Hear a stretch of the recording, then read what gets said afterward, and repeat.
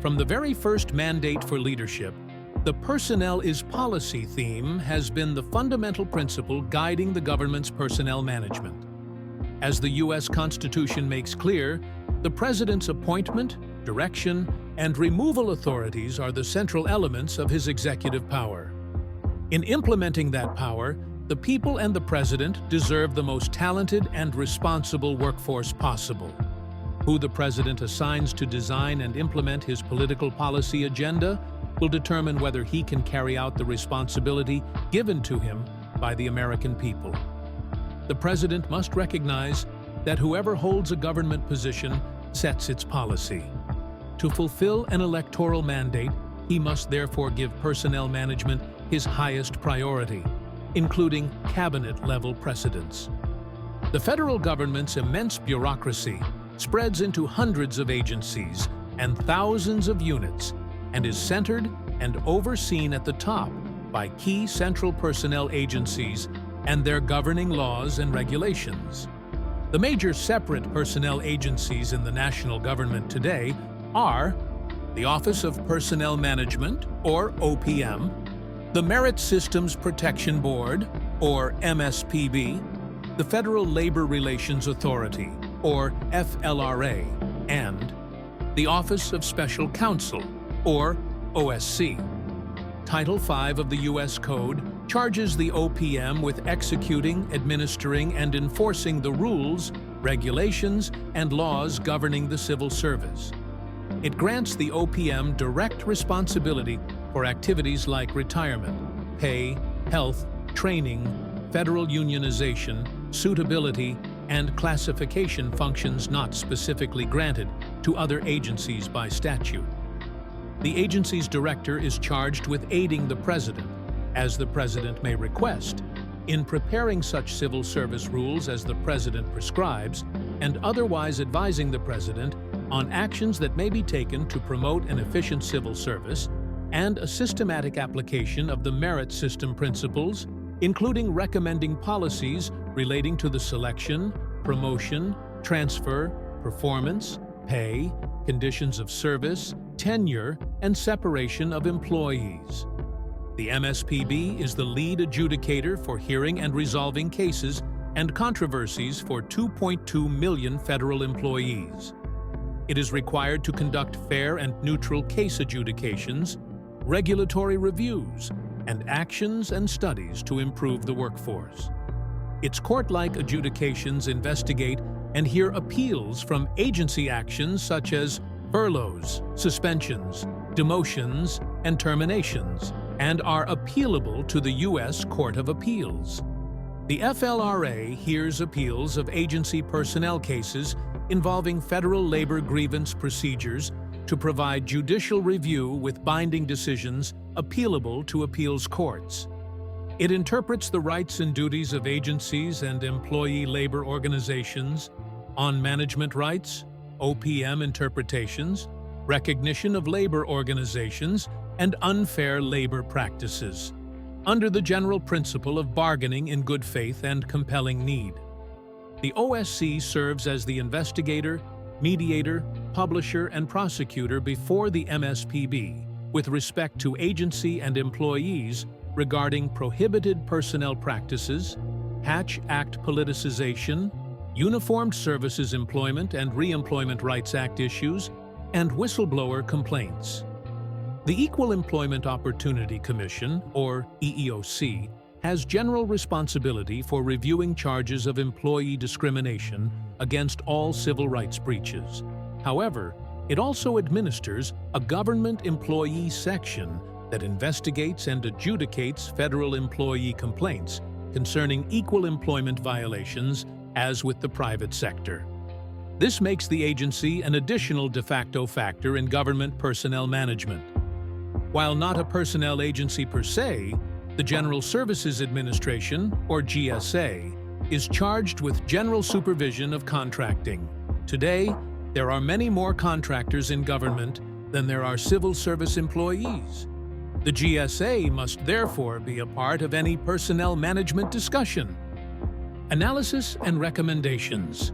OPM, managing the federal bureaucracy. At the very pinnacle of the modern progressive program to make government competent stands the ideal of professionalized career civil service. Since the turn of the 20th century, progressives have sought a system that could effectively select, train, reward, and guard from partisan influence the neutral scientific experts they believe are required to staff the national government and run the administrative state. Their U.S. system was initiated by the Pendleton Act of 1883 and institutionalized by the 1930s New Deal to set principles and practices that were meant to ensure that expert merit, rather than partisan favors or personal favoritism, ruled within the federal bureaucracy. Yet, as public frustration with the civil service has grown, generating calls to drain the swamp, it has become clear that their project has had serious unintended consequences. The civil service was devised to replace the amateurism and presumed corruption of the old spoils system, wherein government jobs rewarded loyal partisans who might or might not have professional backgrounds. Although the system appeared to be sufficient for the nation's first century, progressive intellectuals and activists demanded a more professionalized, scientific, and politically neutral administration. Progressives designed a merit system to promote expertise and shield bureaucrats from partisan political pressure, but it soon began to insulate civil servants from accountability. The modern merit system increasingly made it almost impossible to fire all but the most incompetent civil servants. Complying with arcane rules regarding recruiting, rating, hiring, and firing simply replaced the goal of cultivating competence and expertise. In the 1970s, Georgia Democratic Governor Jimmy Carter, then a political unknown, ran for president supporting New Deal programs and their Great Society expansion, but opposing the way they were being administered. The policies were not actually reducing poverty, increasing prosperity, or improving the environment, he argued, and to make them work required fundamental bureaucratic reform. He correctly charged that almost all government employees were rated as successful. All received the same pay regardless of performance, and even the worst were impossible to fire. And he won the presidency. President Carter fulfilled his campaign promise by hiring Syracuse University Dean Alan Campbell, who served first as chairman of the U.S. Civil Service Commission and then as director of the OPM, and helped him devise and pass the Civil Service Reform Act of 1978, or CSRA, to reset the basic structure of today's bureaucracy. A new performance appraisal system was devised with a 5 rather than 3 distribution of rating categories and individual goals, more related to agency missions and more related to employee promotion for all. Pay and benefits were based directly on improved performance appraisals, including sizable bonuses for mid-level managers and senior executives. But time ran out on President Carter before the act could be fully executed. So it was left to President Ronald Reagan and his new OPM and agency leadership to implement. Overall, the new law seemed to work for a few years under Reagan, but the Carter-Reagan reforms were dissipated within a decade. Today, employee evaluation is back to pre-reform levels, with almost all rated successful or above, frustrating any relation between pay and performance. An outstanding rating should be required for senior executive service, or SES chiefs, to win big bonuses. But a few years ago, when it was disclosed that the Veterans Administration executives who encouraged false reporting of waiting lists for hospital admission were rated outstanding, the Senior Executive Association justified it, telling Congress that only outstanding performers would be promoted to the SES in the first place, and that precise ratings were unnecessary. The Government Accountability Office, or GAO, however, has reported that pay raises, within-grade pay increases, and locality pay for regular employees and executives have become automatic rather than based on performance, as a result of most employees being rated at similar appraisal levels. OPM. Merit hiring in a merit system. It should not be impossible even for a large national government to hire good people through merit selection. The government did so for years, but it has proven difficult in recent times to select personnel based on their knowledge, skills, and abilities, or KSA, as the law dictates. Yet for the past 34 years, the U.S. civil service has been unable to distinguish consistently between strong and unqualified applicants for employment. As the Carter presidency was winding down, the U.S. Department of Justice and top lawyers at the OPM contrived with plaintiffs to end civil service IQ examinations because of concern about their possible impact on minorities. The OPM had used the Professional and Administrative Career Examination, or PACE, General Intelligence Exam to select college graduates for top agency employment. But Carter administration officials, probably without the president's informed concurrence, abolished the PACE through a legal consent court decree capitulating to demands by civil rights petitioners who contended that it was discriminatory. The judicial decree was to last only 5 years, but still controls federal hiring and is applied to all KSA tests even today.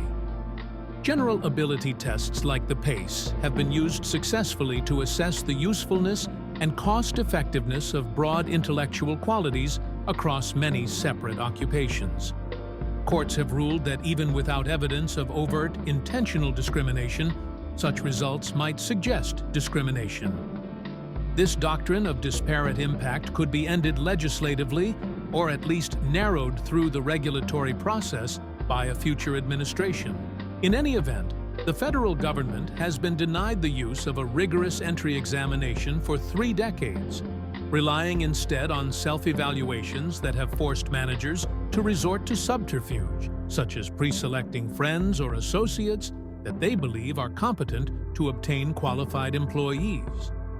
In 2015, President Barack Obama's OPM began to introduce an improved merit examination called USA Hire, which it had been testing quietly since 2012 in a few agencies for a dozen job descriptions.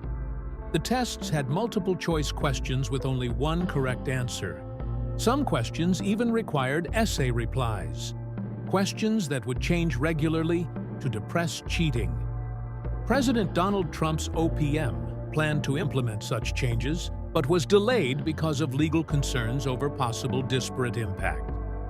Courts have agreed to review the consent decree if the Uniform Guidelines on Employee Selection Procedures setting the technical requirements for sound exams are reformed. A government that is unable to select employees based on KSA-like test qualifications cannot work, and the OPM must move forward on this very basic personnel management obligation. The centrality of performance appraisal. In the meantime, the OPM must manage the workforce it has. Before they can reward or discipline federal employees, managers must first identify who their top performers are and who is performing less than adequately. In fact, as Ludwig von Mises proved in his classic Bureaucracy, unlike the profit and loss evaluation tool used in the private sector, government performance measurement depends totally on a functioning appraisal system. If they cannot be identified in the first place within a functioning appraisal system, it is impossible to reward good performance or correct poor performance. The problem is that the collegial atmosphere of a bureaucracy in a multifaceted appraisal system that is open to appeals makes this a very challenging ideal to implement successfully.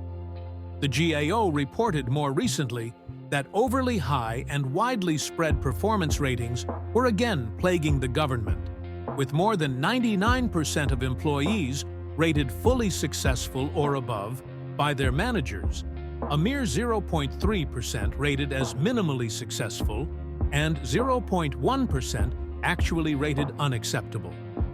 Why?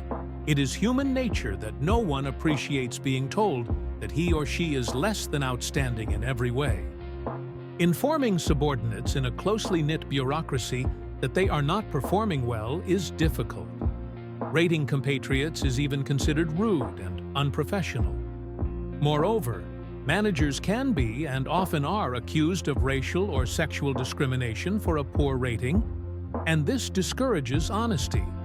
In 2018, President Trump issued Executive Order 13839 requiring agencies to reduce the time for employees to improve performance before corrective action could be taken, to initiate disciplinary actions against poorly performing employees more expeditiously, to reiterate that agencies are obligated to make employees improve, to reduce the time for employees to respond to allegations of poor performance, to mandate that agencies remind supervisors of expiring employee probationary periods, to prohibit agencies from entering into settlement agreements that modify an employee's personnel record, and to reevaluate procedures for agencies to discipline supervisors who retaliate against whistleblowers.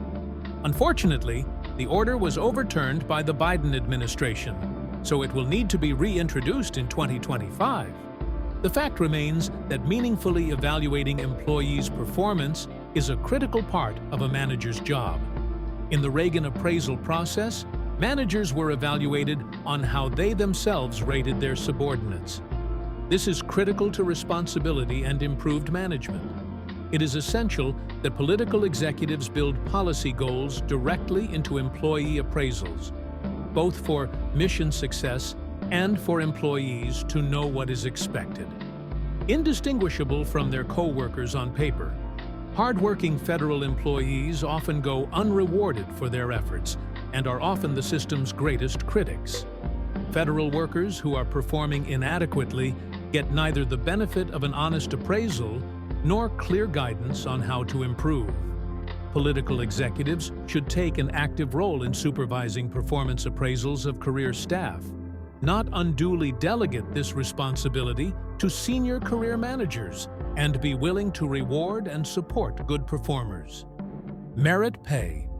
Performance appraisal means little to daily operations if it is not tied directly to real consequences for success as well as failure.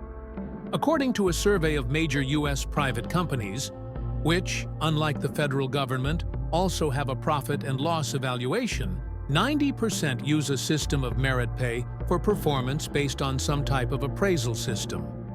Despite early efforts to institute merit pay throughout the federal government, however, compensation is still based primarily on seniority rather than merit. Merit pay for executives and managers was part of the Carter reforms and was implemented early in the Reagan presidency.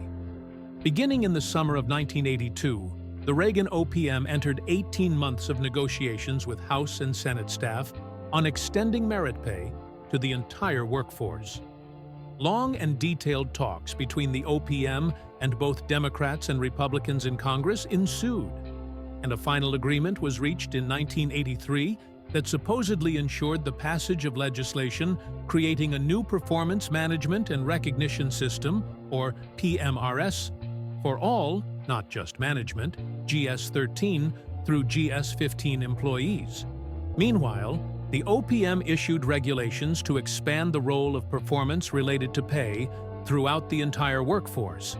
But congressional allies of the employee unions, led by Representative Steny Hoyer, D., of Government Employee Rich, Maryland, stoutly resisted this extension of pay for performance and, with strong union support, used the congressional appropriations process to block OPM administrative pay reforms. Bonuses for SES career employees survived, but performance appraisals became so high and widely distributed that there was little relationship between performance and remuneration. Ever since the original merit pay system for federal managers, GM-13 through GM-15 grade levels, just below the SES, was allowed to expire in September 1993, little to nothing has been done, either to reinstate the federal merit pay program for managers or to distribute performance rating evaluations for the SES, much less to extend the program to the remainder of the workforce. A reform-friendly president and Congress might just provide the opportunity to create a more comprehensive performance plan. In the meantime, however, political executives should use existing pay and especially fiscal awards strategically to reward good performance to the degree allowed by law. Making the appeals process work. The non-military government dismissal rate is well below 1%, and no private sector industry employee enjoys the job security that a federal employee enjoys. Both safety and justice demand that managers learn to act strategically to hire good and fire poor performers legally. The initial paperwork required to separate poor or abusive performers when they are infrequently identified is not overwhelming, and managers might be motivated to act if it were not for the appeals and enforcement processes. Formal appeal in the private sector is mostly a rather simple two-step process, but government unions and associations have been able to convince politicians to support a multiple and extensive appeals and enforcement process. As noted, there are multiple administrative appeals bodies. The FLRA, OSC, and EEOC have relatively narrow jurisdictions. Claims that an employee's removal or disciplinary actions violate the terms of a collective bargaining agreement between an agency and a union are handled by the FLRA.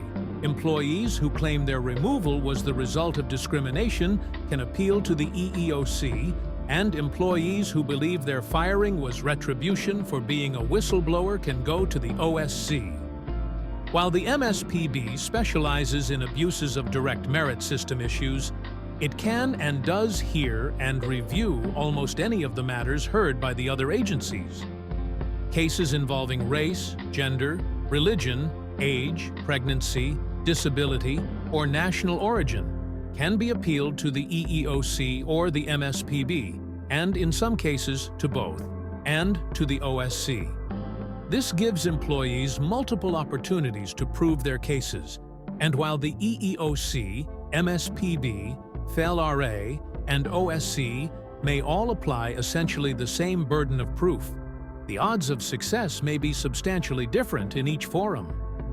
In fact, forum shopping among them for a friendlier venue is a common practice, but frequent filers face no consequences for frivolous complaints.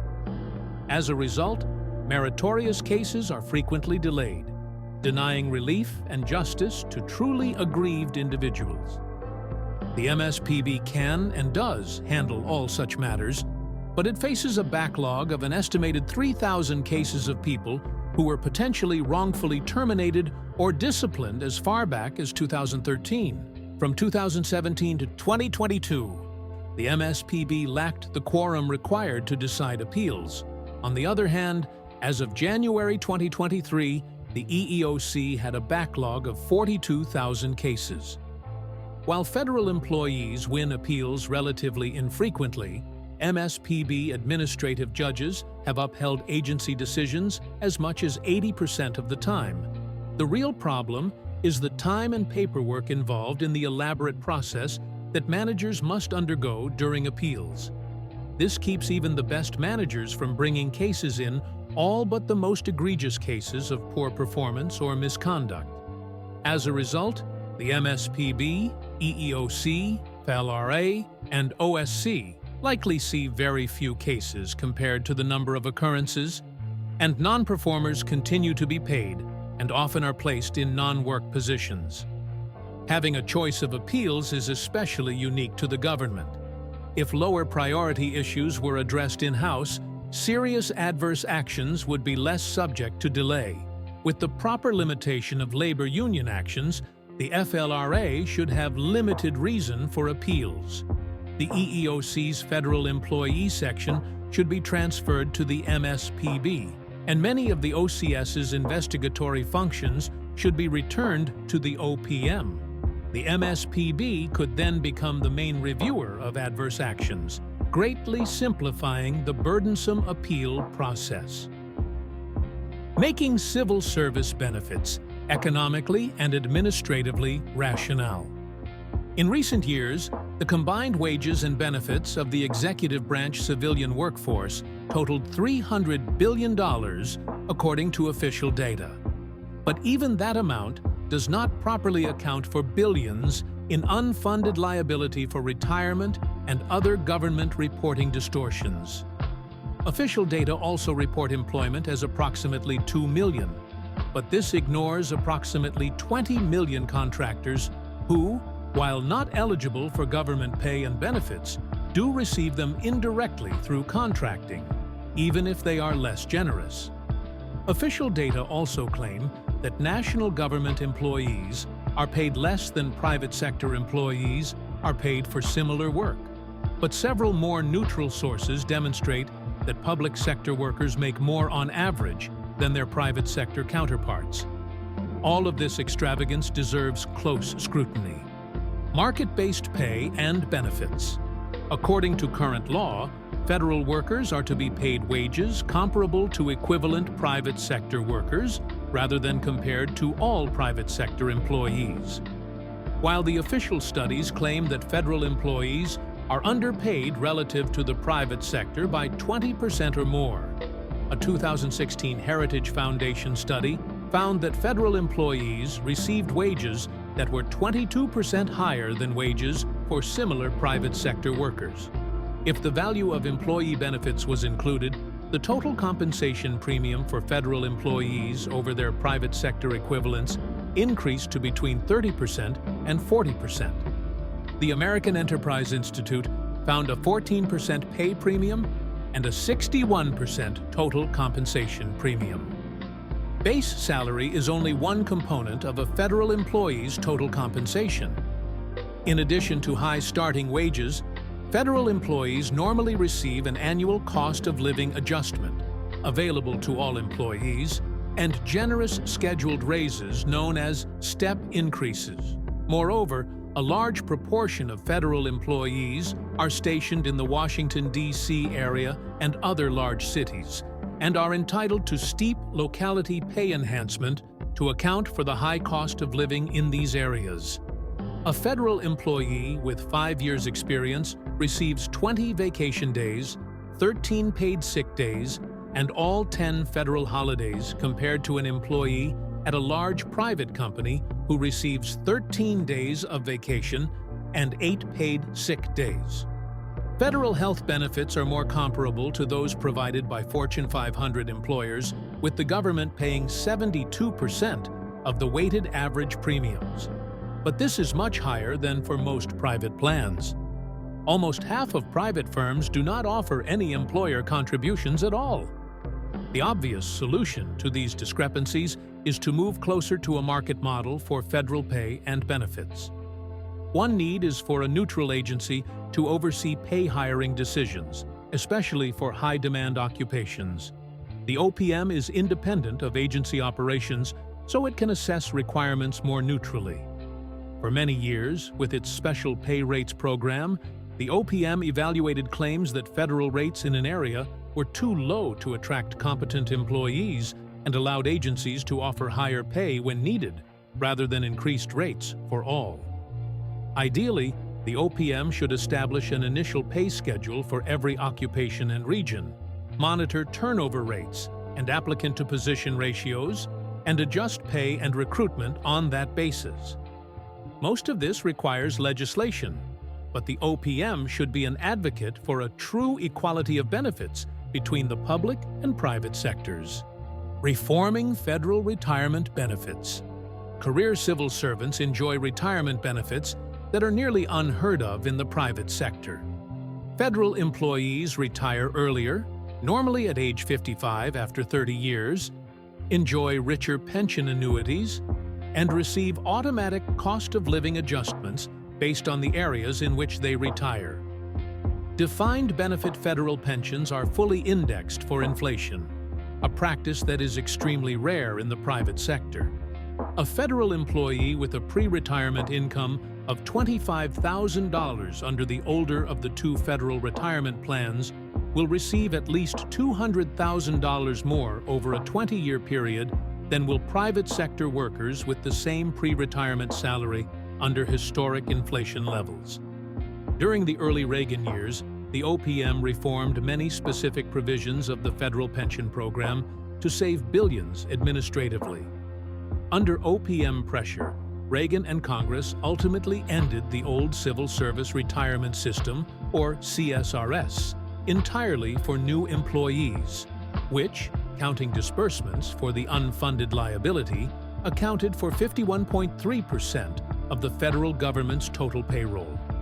The retirement system that replaced it, the Federal Employees Retirement System, or FERS, reduced the cost of federal employee retirement disbursements to 28.5% of payroll, including contributions to Social Security and the employer match to the Thrift Savings Plan. More of the pension cost was shifted to the employee, but the new system was much more equitable for the 40% who received few or no benefits under the old system. By 1999, more than half of the federal workforce was covered by the new system, and the government's per capita share of the cost, as the employer, was less than half the cost of the old system.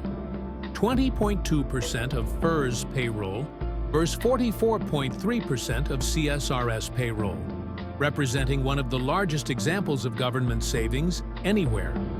Although the government pension system has become more like private pension systems, it still remains much more generous, and other means might be considered in the future to move it even closer to private plans. GSA, Landlord and Contractor Management. The General Services Administration is best known as the federal government's landlord, designing, constructing, managing, and preserving government buildings and leasing and managing outside commercial real estate, contracting with 376.9 million square feet of space. Obviously, as its prime function, real estate expertise is key to the GSA's success. However, the GSA is also the government's purchasing agent, connecting federal purchasers with commercial products and services in the private sector and their personnel management functions. With contractors performing so many functions today, the GSA therefore becomes a de facto part of government-wide personnel management.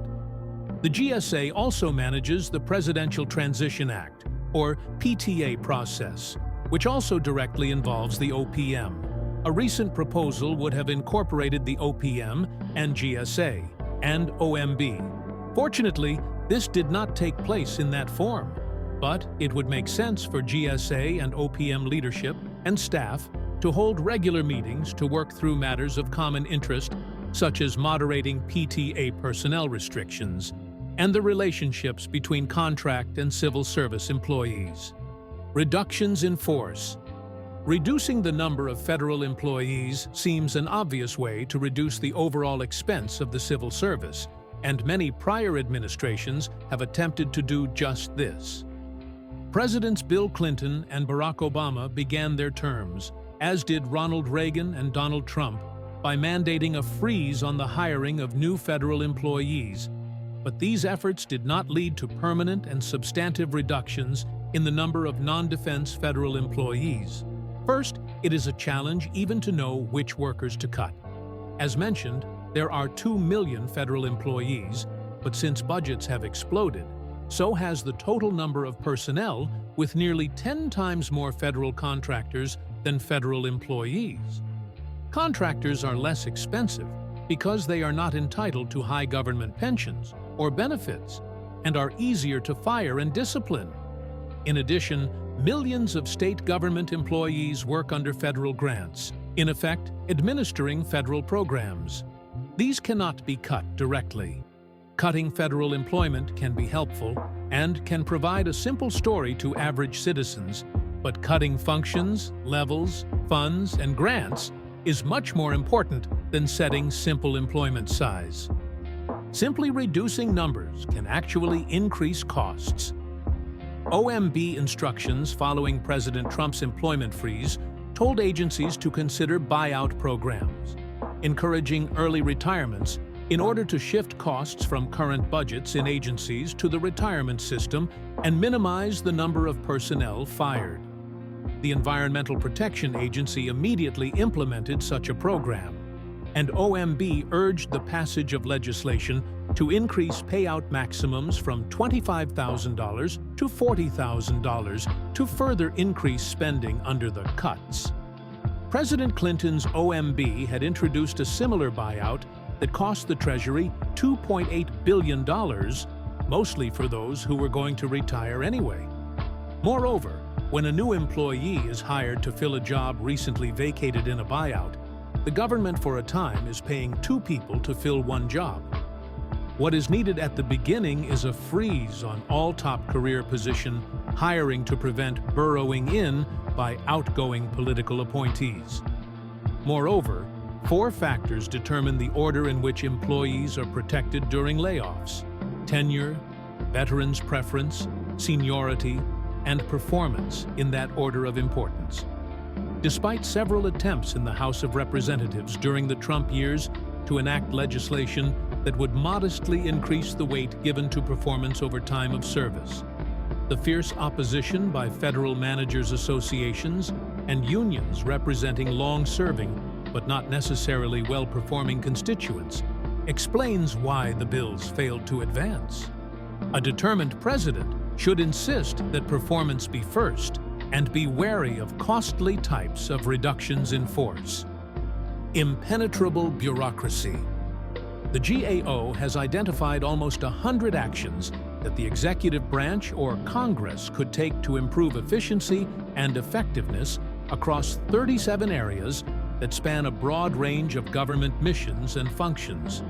It identified 33 actions to address mission fragmentation, overlap, and duplication in the 12 areas of defense, economic development, health, homeland security, and information technology. It also identified 59 other opportunities for executive agencies or Congress to reduce the cost of government operations or enhance revenue collection across 25 areas of government. A logical place to begin would be to identify and eliminate functions and programs that are duplicated across cabinet departments or spread across multiple agencies. Congress hoped to help this effort by passing the Government Performance and Results Act of 1993, which required all federal agencies to define their missions, establish goals and objectives, and measure and report their performance to Congress. 3 decades of endless time-consuming reports later, the government continues to grow, but with more paper and little change, either in performance or in the number of levels between government and the people. The Brookings Institution's Paul Light emphasizes the importance of the increasing number of levels between the top heads of departments and the people at the bottom who receive the products of government decision-making. He estimates that there are perhaps 50 or more levels of impenetrable bureaucracy and no way other than imperfect performance appraisals to communicate between them. The Trump administration proposed some possible consolidations, but these were not received favorably in Congress, whose approval is necessary for most such proposals. The best solution is to cut functions and budgets and devolve responsibilities. That is a challenge primarily for presidents, Congress, and the entire government. But the OPM still needs to lead the way government-wide in managing personnel properly, even in any future smaller government. Creating a responsible career management service. The people elect a president who is charged by Article 2, Section 3 of the Constitution with seeing that the laws are faithfully executed, with his political appointees democratically linked to that legitimizing responsibility. An autonomous bureaucracy has neither independent constitutional status nor separate moral legitimacy. Therefore, career civil servants by themselves should not lead major policy changes and reforms. The creation of the Senior Executive Service was the top career change introduced by the 1978 Carter-Campbell Civil Service Reform Act. Its aim was to professionalize the career service and make it more responsible to the democratically elected Commander-in-Chief and his political appointees, while respecting the rights due to career employees, very much including those in the top positions. The new SES would allow management to be more flexible in filling and reassigning executive positions and locations beyond narrow specialties for more efficient mission accomplishment, and would provide pay and large bonuses to motivate career performance. The desire to infiltrate political appointees improperly into the high career civil service has been widespread in every administration, whether Democrat or Republican. Democratic administrations, however, are typically more successful because they require the cooperation of careerists, who generally lean heavily to the left. Such burrowing in requires career job descriptions for new positions that closely mirror the functions of a political appointee, a special hiring authority that allows the bypassing of veterans' preference as well as other preference categories, and the ability to frustrate career candidates from taking the desired position. President Reagan's OPM began by limiting such SES burrowing in, arguing that the proper course was to create and fill political positions. This simultaneously promotes the CSRA principle of political leadership of the bureaucracy and respects the professional autonomy of the career service. But this requires that career SES employees should respect political rights too.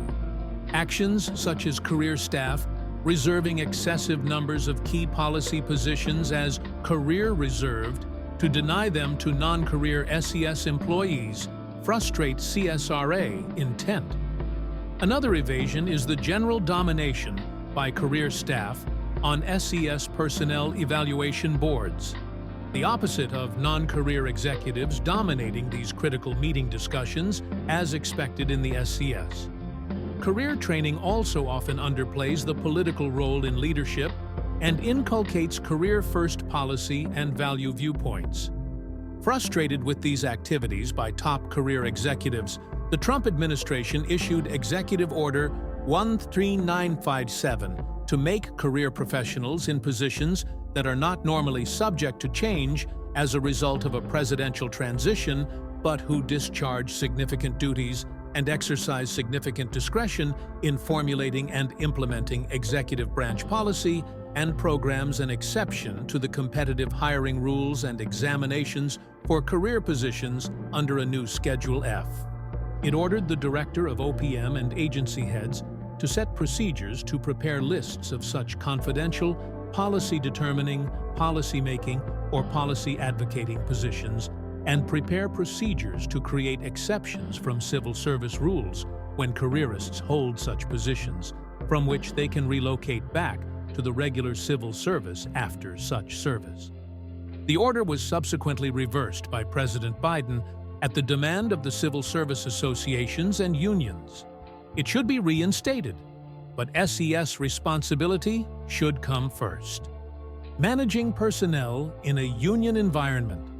Historically, unions were thought to be incompatible with government management. There is a natural limit to the bargaining power of private sector unions, but the financial bottom line of public sector unions is not similarly constrained. If private sector unions push too hard a bargain, they can so harm a company or so reduce efficiency that their employer is forced to go out of business and eliminate union jobs altogether. There is no such limit in government, which cannot go out of business, so demands can be excessive without negatively affecting employee and union bottom lines. Even Democratic President Franklin Roosevelt considered union representation in the federal government to be incompatible with democracy. Striking and even threats of bargaining and delay were considered acts against the people and thus improper. It was not until President John Kennedy that union representation in the federal government was recognized, and then merely by executive order.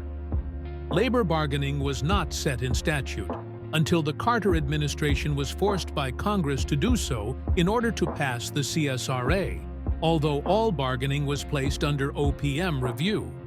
The CSRA was able to maintain strong management rights for the OPM and agencies, and forbade collective bargaining on pay and benefits, as well as management prerogatives. Over time, OPM, FLRA, and agencies, personnel offices, and courts, especially in democratic administrations, narrowed management rights so that labor bargaining expanded as management rights contracted.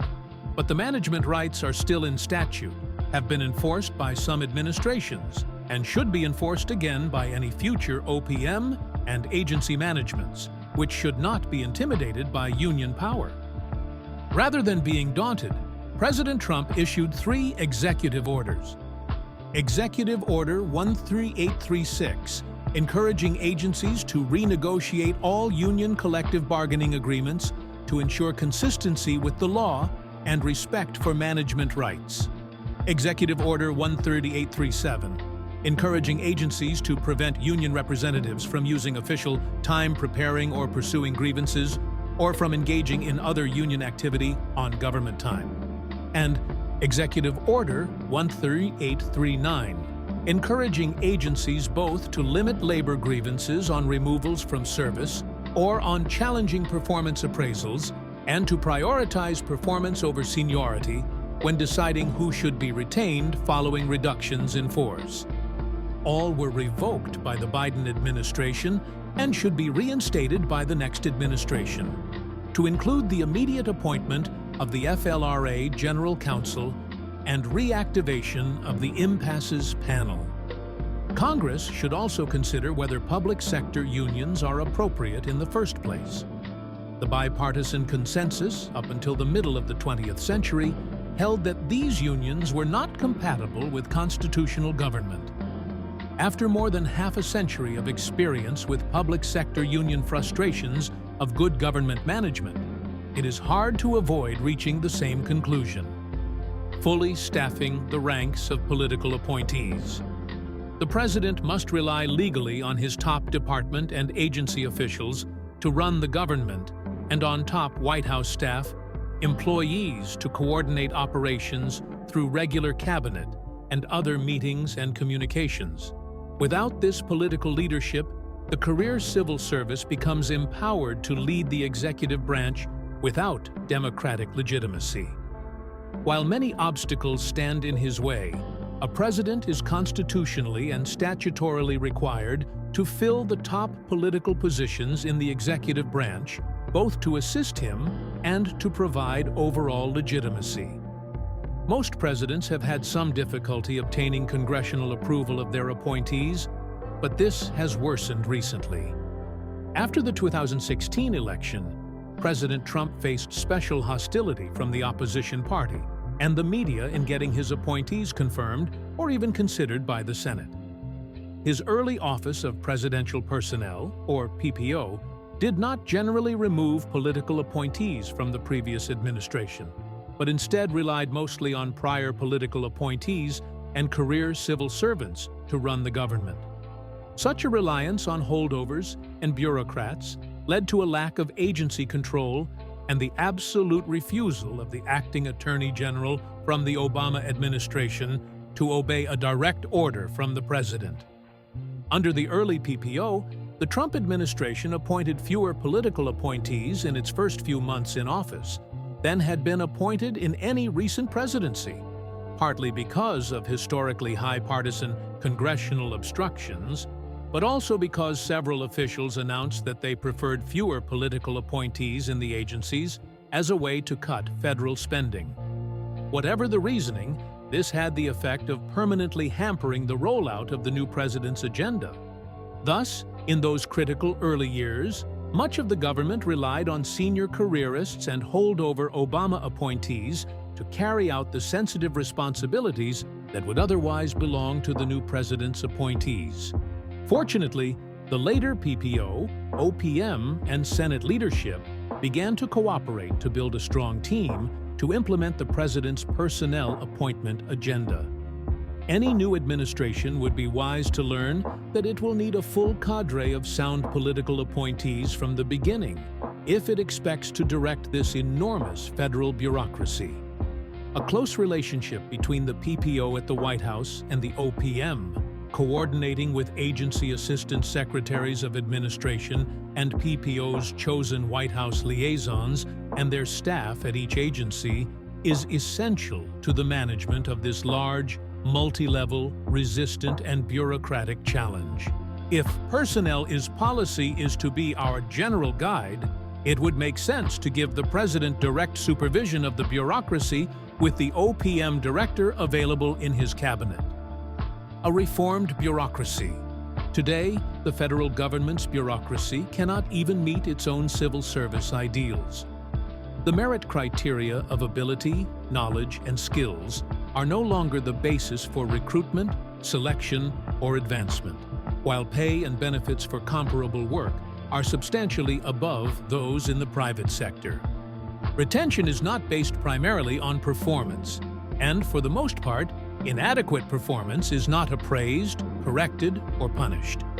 The authors have made many suggestions here that, if implemented, could bring that bureaucracy more under control and enable it to work more efficiently and responsibly, which is especially required for the half of civilian government that administers its undeniable responsibilities for defense and foreign affairs.